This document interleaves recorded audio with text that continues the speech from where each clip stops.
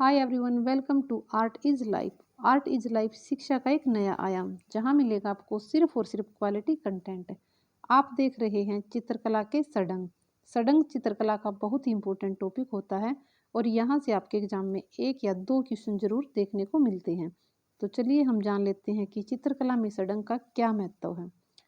सडंग का संबंध चित्रकला से है। सडंग का सिद्धांत कामसूत्र से लिया गया है। सडंग का विस्तार जयमंगला में है, क्योंकि जो सडंग है वो जयमंगला से ही लिया गया है, इसलिए इसका विस्तार भी जयमंगला में ही होता है। कामसूत्र के लेखक वात्स्यायन जी हैं और कामसूत्र एक गुप्तकालीन ग्रंथ है। जयमंगला के लेखक यशोधर पंडित हैं। सडंग के लेखक व सूत्रधार भी यशोधर पंडित हैं। सडंग को हमने जयमंगला से ही लिया है, इसलिए सडंग के और जयमंगला के लेखक दोनों के लेखक यशोधर पंडित हैं। ये आपसे पूछा जाता है एग्जाम के अंदर। कभी सडंग के लेखक पूछा जाता है, कभी जयमंगला के लेखक पूछा जाता है, तो ये दोनों ही यशोधर पंडित हैं।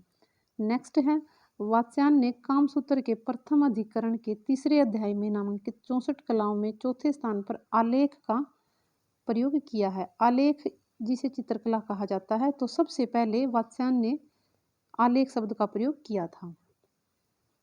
इन अंगों की सर्वप्रथम व्याख्या अविंदरनाथ ने अपनी पुस्तक भारतीय सडंग, जो 1921 में प्रकाशित की थी, में किया था और इस पुस्तक का अंग्रेजी में अनुवाद स्टेला क्रैमरिस ने और हिंदी में अनुवाद महादेव शाह ने किया था। अब हम देखेंगे सडंग के भाग। सडंग के 6 भाग होते हैं और यहाँ से हमारा क्वेश्चन बनता है। कभी इन भागों को सीक्वेंस में पूछा जाता है कि रूप किस नंबर पर आता है और प्रमाण किस स्थान पर है, लावण्य किस स्थान पर है, और कभी इन्हें आपसे सीक्वेंस में लगाने को बोला जाता है। तो आप इन्हें बिल्कुल सीक्वेंस से याद कीजिएगा। इसके लिए आपको इस श्लोक को अगर आप याद करें तो ये आपको हेल्प करता है एग्जाम के अंदर। रूप भेदा परमाणि भाव लावण्य योजनम सादर्श वर्णिका भंग इति चित्तर सडंगम। अगर आपको ये श्लोक याद है तो आप इनको सीक्वेंस एग्जाम में लगा सकते हैं। अब हम इसका फर्स्ट टॉपिक करेंगे, रूप भेद। रूप भेद का अर्थ है रूपों में भिन्नता या दृष्टि का ज्ञान। जब हम चित्र को बनाते हैं और हमें पता है कि हमें चित्र में रूप भेद कैसे दर्शाना है, तो हमारा चित्र बहुत अच्छे से बनता है। रूप भेद का अर्थ है, यदि आप स्त्री का चित्र बनाते हैं तो आपको पता होना चाहिए कि स्त्री के चित्र के माप और पुरुष के चित्र के माप में क्या भिन्नता होती है, कि पुरुष की आंखें कैसी बनाई जाती हैं, स्त्री की आंखें कैसे बनाई जाती हैं। यदि आपको रूप भेद पता है तो आप अच्छा सा चित्र बना पाएंगे। किसी भी रूप का अपना आकार, रंग, स्वभाव होता है। इन्हीं के आधार पर विभिन्न रूपों में किए जाने वाले भेद रूप भेद कहलाते हैं। किसी भी चित्रकला का आधार रूप होता है। यदि आप किसी जगह भी कहीं पर भी कुछ भी ड्रा करते हैं तो वहाँ कोई ना कोई रूप निकल कर आता है, इसीलिए चित्रकला का आधार रूप को कहा जाता है। रूप को देखने के प्रकार: आँखों द्वारा, स्पर्श द्वारा, आत्मा के अनुभव द्वारा। रूप के भेद: विष्णु विष्णु धर्मोत्तर पुराण में 4 भेद रूप के बताए हैं। सबसे पहले है सत्य, नागर, वैणिक और मिश्र। ये रूप के भेद बताए। मानोल्लास सोमेश्वर द्वारा रचित ग्रंथ है और अभिलाषार्थ चिंतामणिकर द्वारा रचित ग्रंथ है। आप इनके नाम भी अच्छे से याद कीजिएगा।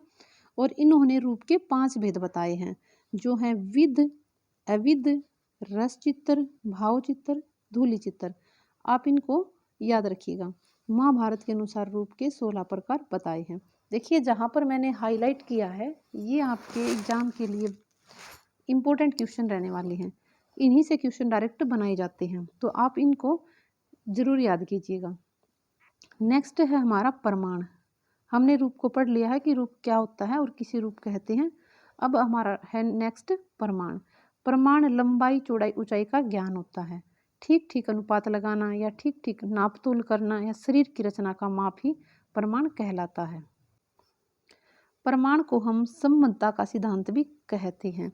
यहाँ से आपका क्वेश्चन बनता है कि संबद्धता का सिद्धांत किसे कहते हैं, रूप को कहते हैं या फिर भाव को कहते हैं या फिर प्रमाण को कहते हैं। तो आपको याद रखना है ये प्रमाण को कहा जाता है। नेक्स्ट है, प्रमाण का एक अंश ताल के बराबर या एक इकाई के बराबर होता है। एक ताल 12 उंगल के बराबर होता है। 12 उंगल एक सिर और एक ताल 12 उंगल या एक सिर के बराबर होता है। देखिए ये जो 12 उंगल और एक सिर है ये दोनों बराबर होते हैं और एक ताल इन दोनों के बराबर होता है। ये आपके एग्जाम में लास्ट ईयर में पूछा गया क्वेश्चन है कि 12 उंगल किसके बराबर होते हैं। विष्णु धर्मोत्तर पुराण में प्रमाण के आधार पर 5 प्रकार के पुरुष बताए हैं। शुक्राचार्य ने पुरुषों के 5 प्रकार बताए हैं।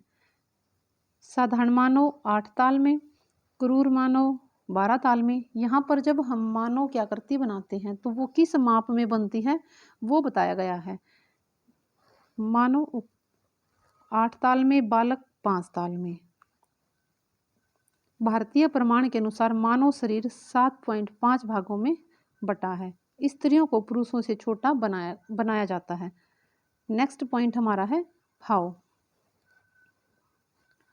भाव हम आंतरिक सौंदर्य या आकृति में हृदय के भाव को दिखाना या फिर आकृति की भंगिमा को भाव बोलते हैं। यह कलाकृति की भीतरी मानसिक व आध्यात्मिक आयाम होता है।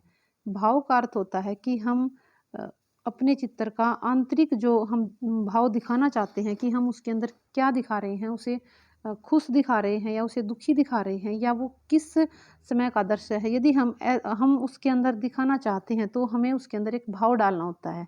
वैसे ही टाइप का चित्र बनाना होता है, उसे हम भाव बोलते हैं। वो होता है आंतरिक सौंदर्य। भाव के द्वारा भावनाओं की अभिव्यक्ति की जाती है। भावों का रसों से घनिष्ठ संबंध होता है। देखिए हमारे जो रस हैं और जो भाव हैं इनका आपस में घनिष्ठ संबंध होता है। भाव की विभंजना के 2 रूप होते हैं। हम भावों को प्रकट या फिर प्रच्छन्न दोनों रूपों में दिखा सकते हैं। भरत मुनि ने, जिन्होंने नाट्य शास्त्र को लिखा है, इन्होंने 8 रस बताए हैं और 8 ही स्थायी भाव बताए हैं। और अभिनव गुप्त ने 9वें रस की खोज की है। भावों के प्रकार ये आपके एग्जाम के लिए बहुत इंपॉर्टेंट पॉइंट है। संचारी भाव, स्थायी भाव, सात्विक भाव आपसे पूछे जाते हैं, इनको याद रखिएगा। भरत मुनि ने 49 भाव बताए हैं और इन्होंने 8 स्थायी भाव, 33 संचारी भाव और सात्विक भाव 8 बताए हैं। आप इनको जरूर याद कीजिएगा, ये इंपॉर्टेंट पॉइंट है। नेक्स्ट है लावण्य योजना। इसके द्वारा बाह्य सौंदर्य की अभिव्यक्ति की जाती है। देखिए लावण्य सौंदर्य को, योजना को आप है ना बिल्कुल सीधा सा याद रखिए। जैसे कि हम कोई भी चित्र बनाते हैं और लास्ट में जब हम उसकी फिनिशिंग करते हैं उसे ही हम बाह्य सौंदर्य कहते हैं। या फिर जैसे कि हम फेस पर मेकअप करते हैं बाह्य सौंदर्य के लिए, वैसे ही हम चित्र का लास्ट में जब हम फिनिशिंग करते हैं उसी को हम लावण्य योजना कहते हैं। इससे हमारा चित्र बहुत ही सुंदर दिखाई देता है और इसी के लिए लावण्य योजना का महत्व होता है। नेक्स्ट है सादृश्य। समानता प्रकट करना, देखे हुए रूपों के समान चित्र बनाना। सादृश्य का अर्थ होता है कि जो भी चित्र हम बना रहे हैं वो चित्र बिल्कुल हम जिस चित्र को देखकर बना रहे हैं उसके सेम बनाना। या फिर हम किसी स्त्री का चित्र बनाते हैं तो वो स्त्री के जैसा ही बनाना। ये नहीं कि वो दिख पुरुष जैसा रहा है और हमने बनाया उसको स्त्री है। सादृश्य का अर्थ होता है जैसे आपने पोर्ट्रेट बनाया होगा तो बिल्कुल जो आपके सामने बैठता है हम सेम उस जैसा ही बनाने की कोशिश करते हैं, उसी को हम सादृश्य कहते हैं। ये 2 प्रकार का होता है, रूपागत सादृश्य और भावगत सादृश्य। नेक्स्ट है हमारा वर्णिका भंग। वर्णिका का अर्थ है रंग रोगन शाही से भाव के अनुकूल चित्र का निर्माण करना। वर्णिका विभिन्न रंगों का और भंग का अर्थ है सम्मिश्रण। जब हम विभिन्न रंगों का मिश्रण करते हैं अपने चित्र के अंदर तो एक भाव निकल कर आता है, इसी को वर्णिका भंग कहते हैं। और वर्णिका भंग के द्वारा हम अपने चित्र के अंदर अपने भावों को, सादृश्य को, हर चीज़ का हम दिखा पाते हैं। यदि हमें रंगों का ज्ञान है तो हम अपने चित्र को बहुत अच्छा बना सकते हैं और जो भाव हम दिखाना चाहते हैं उन्हें भी अच्छे से बना पाते हैं।